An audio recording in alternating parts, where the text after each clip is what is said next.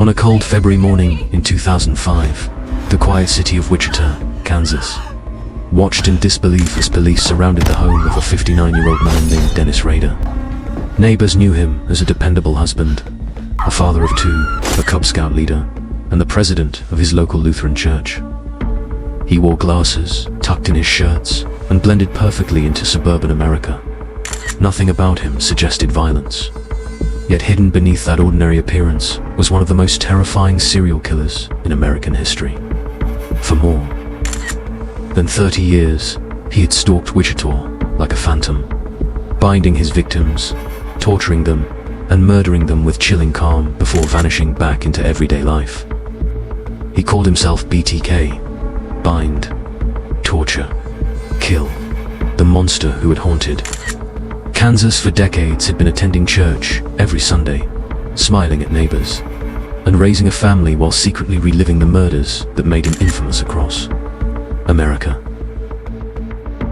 Dennis Len Rader was born in 1945 in Kansas. From an early age, he appeared painfully ordinary. Teachers described him as quiet and average.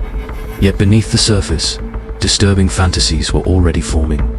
Rader later admitted that as a child he experienced violent thoughts connected to control and domination. He became fascinated by bondage and helpless victims. After serving in the United States Air Force, he returned to Kansas, married a woman named Paula, and settled into normal, suburban life. They had 2 children together. He attended church regularly and became deeply involved in his community.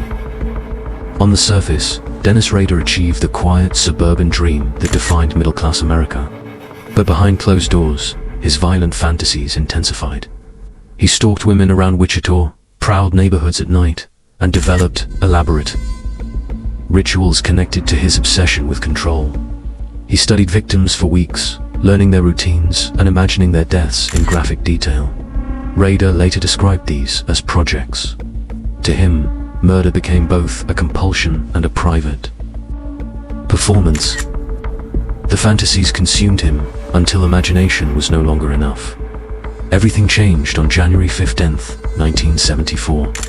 That morning, Dennis Rader entered the home of the Otero family in Wichita. Inside were Joseph Otero, his wife Julie, and 2 of their children. Rader had been stalking the family for weeks. Armed with a gun and rope, he cut the telephone line and entered the house. Calmly, he explained he only needed food and a car. The terrified family obeyed, hoping cooperation might save their lives. But Rader never intended to leave anyone alive. One by one, he bound and strangled the family members. 9-year-old Josephine was hanged in the basement while Rader watched her slowly die. For members of a single family had been slaughtered inside their own home. Wichita had never seen anything like it. But Dennis Rader was not satisfied with murder alone. He desperately wanted recognition. He wanted the city to know that a predator was watching from the darkness. During the following years, Rader continued hunting women across Wichita. In 1977, he murdered Shirley Vian while her children were locked in a bathroom nearby. Later that same year, he killed Nancy Fox in her home before calling police himself to report the crime. His voice sounded calm and emotionless as he described the location of the body. Around this time, Rader officially introduced himself to the world. He sent taunting letters to newspapers and police describing his crimes in disturbing detail. In one message, he suggested a nickname for himself: Bind them, torture them, kill them, BTK. The name stuck instantly. The letters revealed a man desperate for attention. He complained when newspapers failed to publish enough information about him. He compared himself to other infamous serial killers and demanded recognition. Every letter increased public panic. Wichita lived beneath a cloud of dread because nobody knew when BTK would strike next. By 1991, after 10 confirmed murders, BTK suddenly disappeared completely. Years pass without another murder or letter. The case slowly turned cold. Younger detectives joined the force, having never experienced the fear that once consumed Wichita. What nobody realized was that Dennis Rader had simply returned fully to ordinary life. He worked as a compliance officer, enforced local regulations, attended church leadership meetings, and raised his family. The contrast was almost impossible to comprehend. While victims' families continued grieving, Dennis Rader quietly attended Sunday services as though nothing had ever happened. Then, in 2004, after more than 2 decades of silence, BTK returned.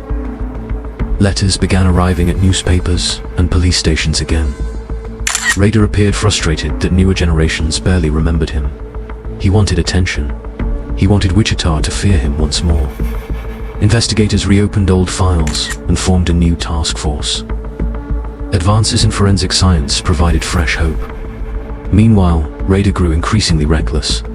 The thrill of communicating with police inflated his confidence. He believed he was intellectually superior to investigators and treated the renewed contact almost like entertainment. In one exchange, he asked detectives whether a floppy disk could be traced if he sent one through the mail. Investigators publicly responded through newspaper advertisements, falsely assuring him it would be completely safe. Rader believed them. In February 2005, he mailed a purple floppy disk to a television station. Digital forensic experts examined the disk and recovered deleted metadata connected to a document at Christ Lutheran Church. One name appeared repeatedly in the files: Dennis. Investigators collected DNA from his daughter's medical records.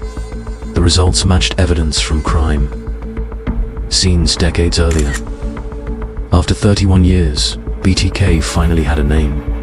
On February 25, 2005, police stopped Dennis Rader near his home and placed him under arrest. As officers questioned him, he asked a chillingly calm question: "Why did you lie to me?" Even then, he seemed more offended by the deception involving the floppy disk than concerned about the murders themselves. News of the arrest exploded across America. Television audiences struggled to process the image of this ordinary suburban father being led away in handcuffs as one of the nation's most infamous serial killers. Former neighbors described him as polite. Church members felt physically sick. His family collapsed beneath the horrifying revelation. The trial became one of the most disturbing courtroom spectacles in modern American history.